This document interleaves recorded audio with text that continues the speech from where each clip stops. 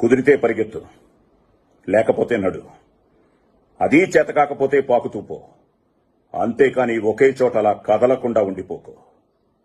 ఉద్యోగం పోయిందని, వ్యాపారం దెబ్బతినిందని, స్నేహితుడొకడు మోసం చేశాడని, ప్రేమించిన వాళ్లు వదిలి వెళ్లిపోయారని అలాగే ఉండిపోతే ఎలా? దేహానికి తప్ప దాహానికి పనికిరాని ఆ సముద్రపు కెరటాలే ఎగిసి ఎగిసి పడుతుంటే తలుచుకుంటే నీ తలరాత ఇంతే అన్నవాళ్లు కూడా నీ ముందు తల దించుకునేలా చేయగల సత్తా నీది. అలాంటిది ఇప్పుడొచ్చిన ఆ కాస్త కష్టానికే తలం చేస్తే ఎలా? సృష్టిలో చలనం ఉన్నది ఏదీ ఆగిపోకూడదు.